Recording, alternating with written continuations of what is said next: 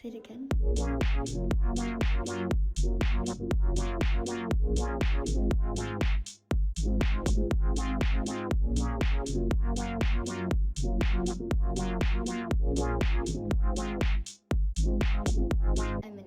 Hey, what's up guys, Hydra453 here and welcome back to another video on my channel. In today's video we'll be doing a review on all 5 of the new Shanghai series mouse pads from Esports Tiger. These pads seriously surprised me with the quality, and I'm really glad it seems like Artisan finally has some proper competition in the mousepad space. These pads seem like pretty much direct competitors to some of the most popular Artisan pads, while managing to be better than Artisan in several ways, and also costing significantly less. Before the video begins, I just want to mention that I received these pads for review, but however I'm not being paid or endorsed in any way.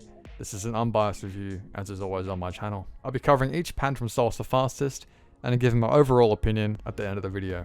Anyway, that's enough rambling on, let's get on with the review. To begin, we'll start with what each pad has in common. They all feature a Japanese pour-on base with a thickness of 4mm, with the pink versions having a fully glossy finish, whereas the black versions have a diamond pattern on the base. From my testing, it seems that both the pink and black versions stick really well to the desk, and definitely won't be sliding around much at all.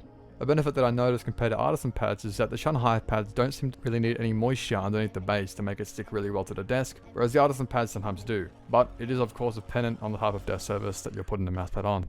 All of these pads are slightly raised above the stitch edges, which prevents issues from reaching the edge of the mousepad with your mouse, as well as preventing your arm from feeling uncomfortable when resting on the edge of the pad. All of these pads also share the same dimensions at 480mm by 400mm. Alrighty, onto the individual pads. We'll start with the Tongdao. The Tongdao is the slowest of the 5. The fabric uses a blended composite flat woven fiber. The glide of the Tongdao is most comparable to the Artisan Zero.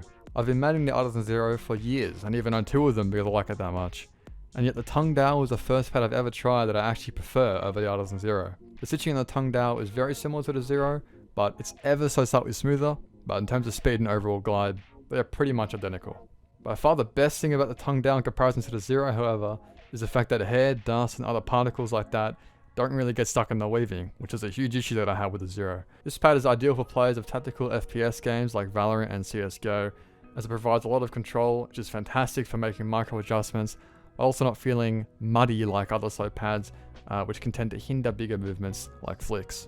Alright, next up, the Fengling. The Fengling uses a flat woven fiber fabric, which feels very smooth and soft to the touch. It's also a control pad like the Tongdao, but I think it feels a bit more muddy in comparison, which isn't a bad thing at all. It's basically an improved Zowie GSR. I used to main the GSR back in the day, but it lost its consistency very quickly and became super muddy after just a few months of heavy use. I haven't used the Fengling long enough to tell something like that will occur, but judging purely by the quality of all these pads, I think it's more than safe to assume that this pad is built to last. The Kunlun uses fabric described by Esports Tiger as a random jacquard weave. From what I've heard, the Kunlun is most comparable to the Artisan Heian. I've never personally used a Heian, but this pad does feel quite fast. It's apparently slightly faster than the Heian, but is more consistent. Esports Tiger claim that this pad is suitable for use in sweaty and humid climates, as it's able to maintain dryness for a long time.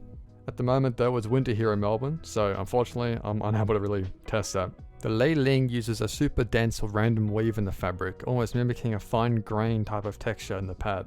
This means it will feel super consistent, and like the Kunlun, is good at preventing issues with sweaty hands or a humid climate in general. The fabric is pretty similar to the Kunlun, but the Kunlun has that abrasive fabric where it can kind of feel uncomfortable at times when your arm slides across it at a really high speed. If that kind of fabric in the Kunlun doesn't appeal to you, but you're on a similar sort of glide, I'd probably recommend the Lei Ling over the Kunlun.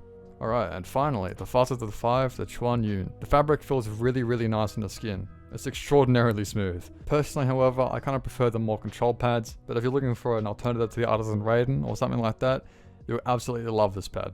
Like the Kunlun and the Lei Ling, this surface is able to withstand humidity and sweatiness very well. Overall, all 5 of these pads are phenomenal. Each and every one of these pads provides a glide that is suitable for everyone. If you're looking for my opinion, however, my personal favorite is the Tongdao. I've used this pad the most out of all of them, and it has held up fantastically. I love the control it provides, and if you're looking for a control pad, I would absolutely recommend a Tongdao. It manages to beat the Zero in pretty much every single way, while also managing to not cost an arm and a leg. Anyway, that's about gonna wrap it up for this video. If you enjoyed, be sure to leave a like and subscribe for more content just like this. I'll see you in the next one. Peace.